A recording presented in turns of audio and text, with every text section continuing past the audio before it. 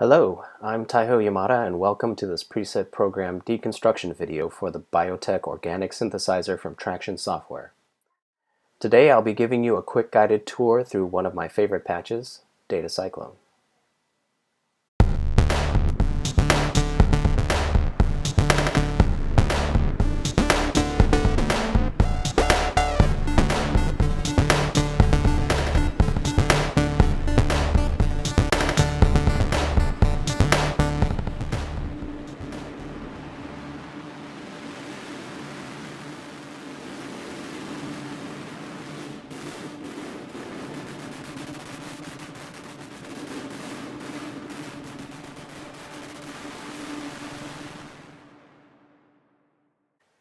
So Data Cyclone is made up of 4 sounds that are split and layered across the keyboard.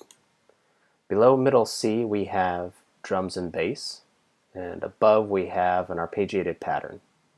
And there's a pad sound that plays over the whole range. First, let's take a look at this pad. The pad layer, called Blender 3, is named after the sample it uses, and it appears alongside 2 other oscillators in the FM algorithm, which you can change here.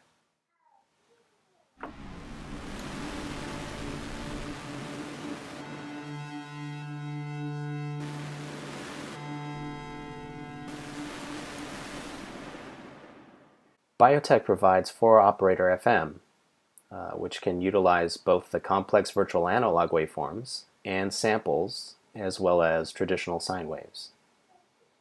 Using FM here imposes the blender's motor sound on the carrier sine wave, giving it a noisy, windy, rainy kind of quality. But the overall sound still manages to maintain its pitch when the FM amount is applied sparingly.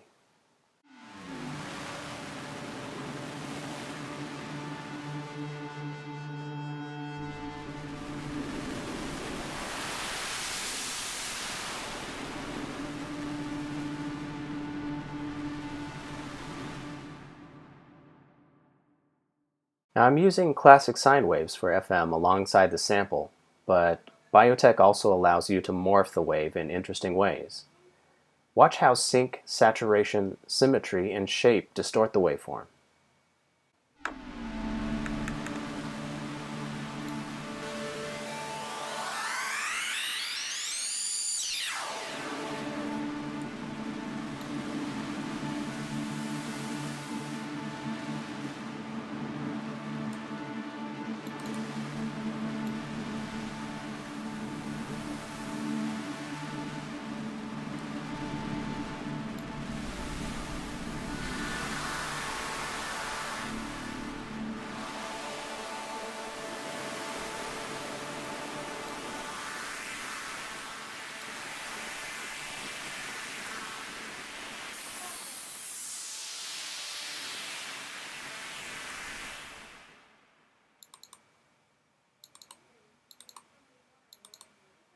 Notice I can double-click on the parameter to return it to its default state. The pad layer also features a performance flow LFO assignment.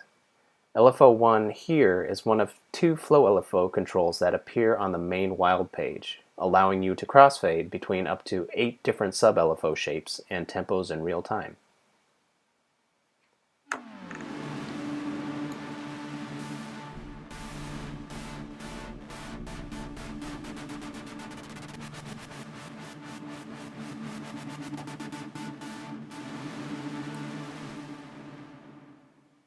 The controls for each sub-LFO slot include waveform, tempo sync note value, or frequency if it's not synced, start phase, shape, and level, which can be set or modulated to negative values in order to flip the LFO phase.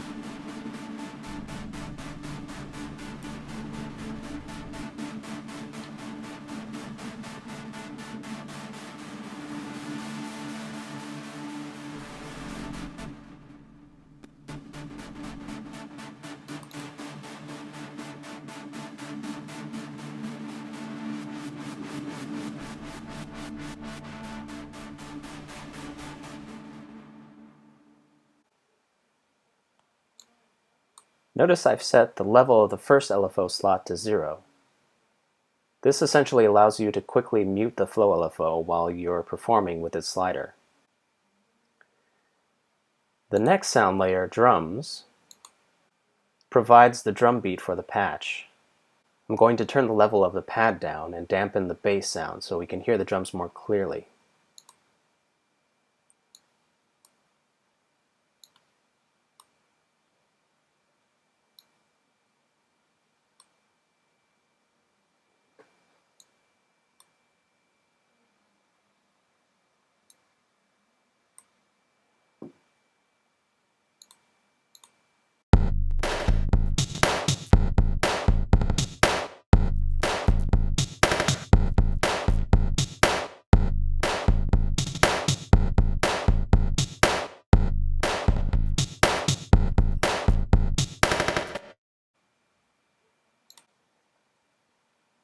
You can load your own custom drum patterns by creating a .mid standard MIDI file and loading it into BioTek's arpeggiator here. BioTek's drum multisamples are loosely arranged according to the general MIDI drum map, so GM drum tracks should work reasonably well without requiring much note editing.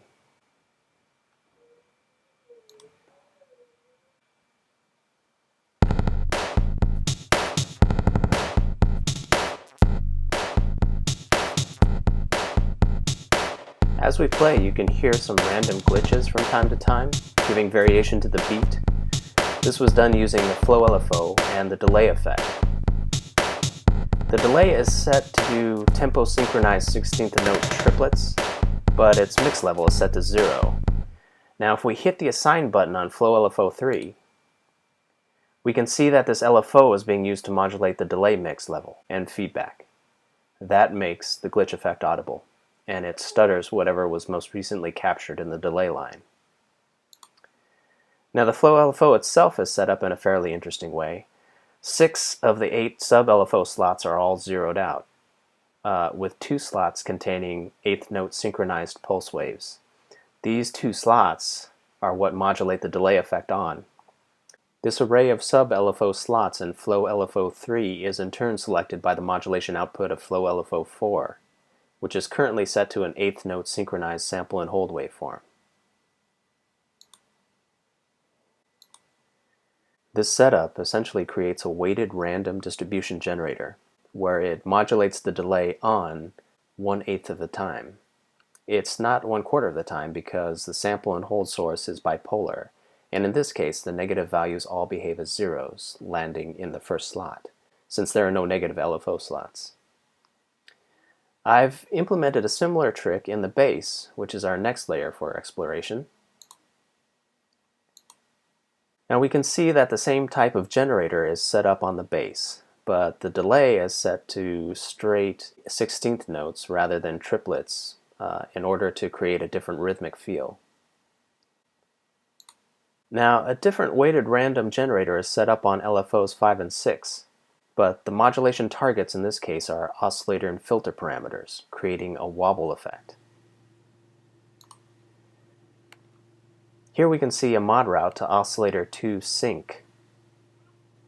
And here there are multiple routes to filter cutoff, resonance, and distortion drive amount.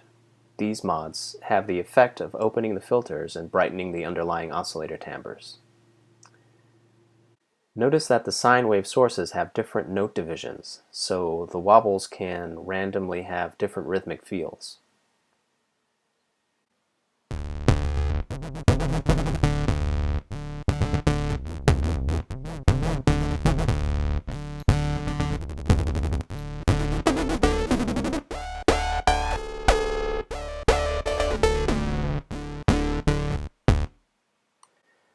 The base layer is also one of the most performance-oriented layers, with multiple macros set up to modulate oscillator and filter parameters. Here is where you set up the macro controls that appear on the main wild page. You can see the XY ring controls, oscillator macros, etc. Just hit the assign button and route the macro to control as many things as you like. You can even rename the control itself and the name of the section it appears in.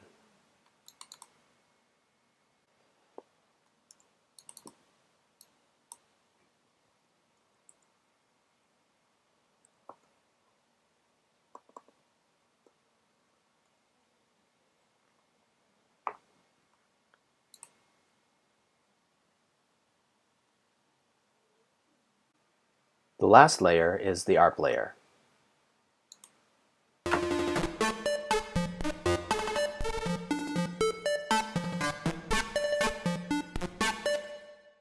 It also has some weighted random generators, and in this case one is routed to oscillator 2 level, which in this particular algorithm is the FM amount.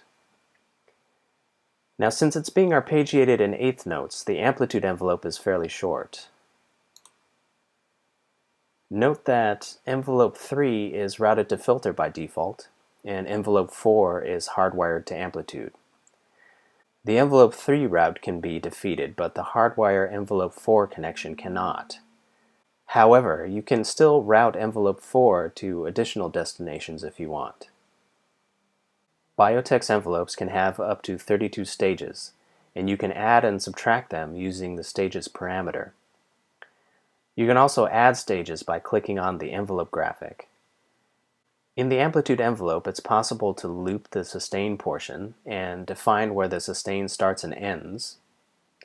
And in the other three envelopes, you can also have a release loop and define the release's start stage.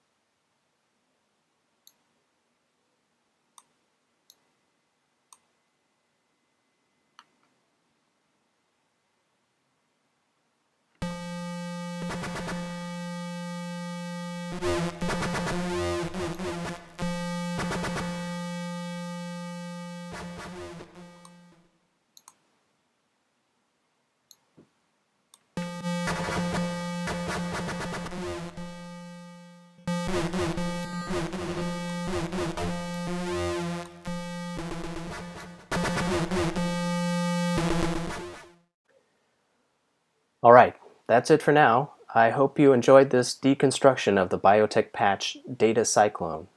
Thanks for watching. This is Taiho Yamada for Traction Software.